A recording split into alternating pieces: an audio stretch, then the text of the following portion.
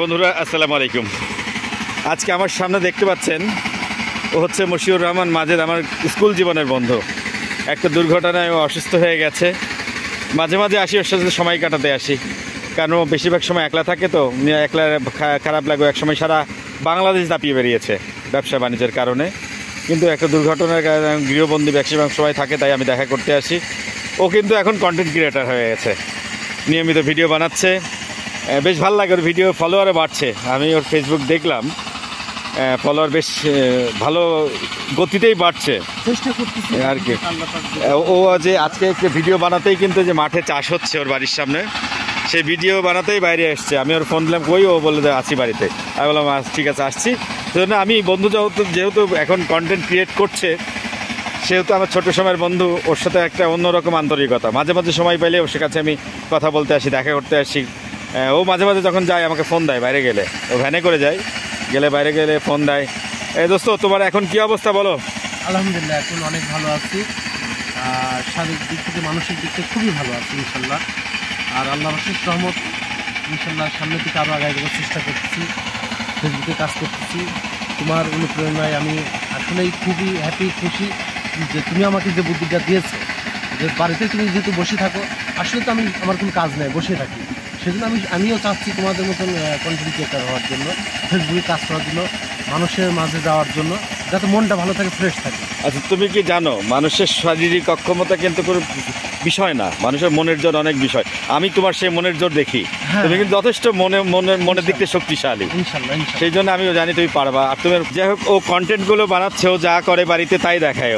ও কীভাবে অজু করছে, কীভাবে রান্না, ওই কিন্তু আবার ও কিন্তু কী বলে, ওই রান্নার কন্টেন্ট বেশি বানানো। তবে আজকে কিন্তু আসছিলাম আমি, ও ভুড়ি রান্না করছিল কিছুদিন আগে। সেই ভুড়ি বলে বলতে ভুড়ি আছে নাকি হবে, কোনো একদিন হয়ে যাবে। আজকে কিন্তু মাছের রেসিপি বানাইছিস না? আজকে রুই মাছের রেসিপি একটা ভিডিও কন্টেন্ট বানিয়েছে।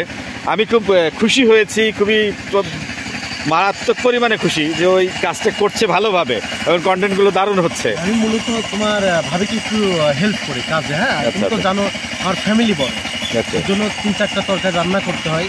ওই জন্য আমি মনে করি যে উপরে গ্যাসে রান্না করি, তোমার ভাবিকে একটু হেল্প করে 1-2টা তরকারি, আর মাটির চুলাতে তোমার ভাবি রান্না করে। আর ফ্যামিলি যেহেতু বড়, আমার বাড়ি বড়, তুমি তো দেখছো, সেই জন্য মনে করি অনেক কাজ বাড়িতে, সেগুলো তোমার ভাবি একা হিমশিম খেয়ে। সেই জন্য আমি যতটুকু পারি সময় দিই তোমার ভাবি একটু স্বস্তি পাই, হেল্প হয়।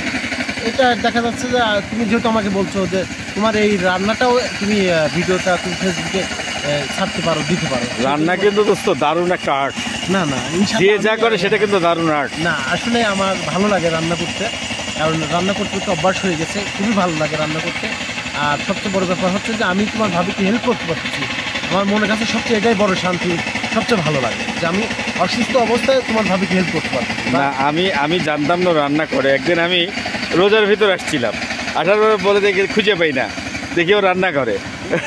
আমি কই বলে ইফতার বানাচ্ছি, তার ভিতরেই জানলাম ও রাঁধতে পারে ভালো। যেমন রমজান মাস আছে, পুরো মাসের ইফতারিটা আমি নিজে তৈরি করি।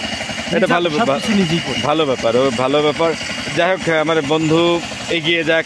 আপনারা ওকে বেশি বেশি, ওর হচ্ছে মশিউর রহমান মাজেদ নামে ওর পেজটা আছে, আইডি, ওটাকে লাইক দেবেন, ফলো করবেন, ওর সাথে থাকবেন এবং ওকে উৎসাহিত করবেন, অনুপ্রেরণা দেবেন। ও একজন অসুস্থ মানুষ হয়েও মনের জোরে এগুলো করে যাচ্ছে। আমরা চাই ও বেঁচে থাকে আমাদের কাছে মাঝে, এবং এই সুস্থভাবে এবং মানসিকভাবে আমাদের মতন স্বাভাবিক মানুষ হিসেবেই আমাদের মাঝে ও নিজেকে মনে করুক। আমাদের প্রত্যেকটি মানুষের উচিত, প্রত্যেকটি মানুষই আমরা মানুষ হিসাবে প্রত্যেকটি মানুষই সবার পাশে দাঁড়ানো উচিত। সবার সাথে একে অপরের মিলেমিশে থাকা উচিত। আচ্ছা, আমি আর ওরা একদিন আরেকটা ভিডিও বানাবো কীভাবে কন্টেন্ট বানায়, আরেকটু ওর কন্টেন্টগুলো আরও বেশি হোক, তখন ওর পুরো সেটআপটা আমি আপনাদেরকে দেখাবো, কীভাবে শুরু করলো, কীভাবে শেষ করলো। সবাই ভালো থাকবেন, সুস্থ থাকবেন। আসসালামু আলাইকুম। আমার বন্ধু মাজেদের জন্য দোয়া করবেন।